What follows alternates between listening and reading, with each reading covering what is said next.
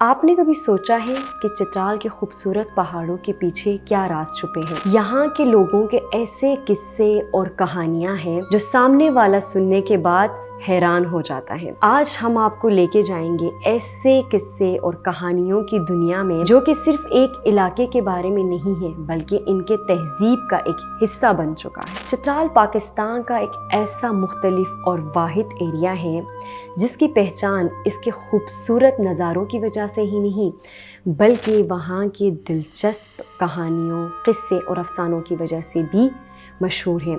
یہاں کے پہاڑوں کے پیچھے، ہر پہاڑ کے پیچھے ایک داستان ہوتی ہے، ایک پرانی داستان ہوتی ہے جس کی وجہ سے چترال کی خوبصورتی میں مزید اضافہ ہوتا ہے اور چترال کی خوبصورتی کو دلچسپ بناتی ہے۔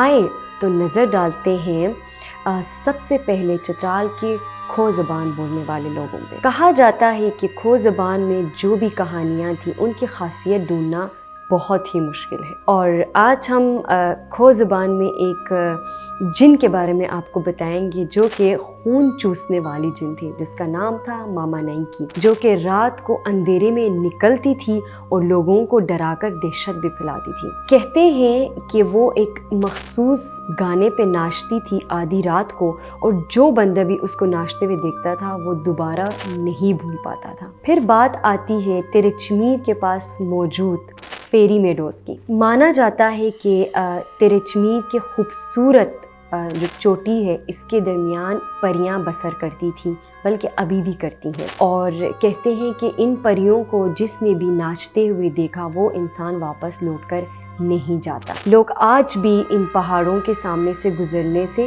ڈرتے ہیں کیونکہ لوگ مانتے ہیں کہ جو انسان بھی وہاں سے گزرتا ہے یا تو وہ وہاں سے غائب ہو جاتا ہے یا ان کو کوئی وہاں پہ سکون محسوس ہوتا ہے اور وہ وہیں پہ رہ جاتے ہیں۔ چترال کا شورا جان، یہ بھی سننے کے لائق ایک کہانی ہے جو کہ دریا کے کنارے بسنے والے لوگوں کا افسانہ ہے، جو کہتے تھے کہ ان کی دریا میں ایک روح بستی تھی جو کہ لوگوں کو اذیتیں اور مشکلوں میں ڈال دیتی تھی، جو لوگ ان کا صحیح سے شکریہ نہیں ادا کرتے تھے۔ وہ لوگ یہ بھی کہتے تھے کہ شورا جان لوگوں کو شرافت اور ایمان کا سبق بھی سکھاتی تھی، اور جو لوگ نہیں مانتے تھے ان کو ان کے انجام تک بھی پہنچاتی تھی۔ اور آخر میں ایک بہادر سپاہی شہباز خان کا ذکر کرنا بھی بہت ضروری ہے، جو کہ اپنے علاقے کے لوگوں کے لیے ایک خاص اہمیت اور ایک خاص انسان کے حامل بھی تھے۔ لوگ کہتے تھے کہ وہ ایک ایسی رات میں واپس آیا تھا جس کا لوگوں کو